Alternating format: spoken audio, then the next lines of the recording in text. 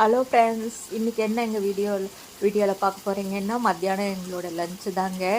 சுட சுட சாதம் செஞ்சாச்சுங்க. எனக்கு குக்கர்லேயே வச்சு வடிச்சிட்டேன். நான் விசில் விடாமல் சாதத்தை வடிச்சிட்டேன், கொஞ்சம் நிறைய பண்ணியிருக்கிறதால.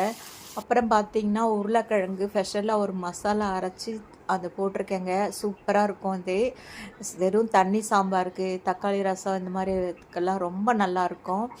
உருளைக்கிழங்கு வறுத்துருக்கேன். அப்புறம் பார்த்திங்கன்னா கோவக்காய் ஒரு கொஞ்சம் தான் இருந்துச்சு, அதையும் ஃப்ரை பண்ணிட்டேன்.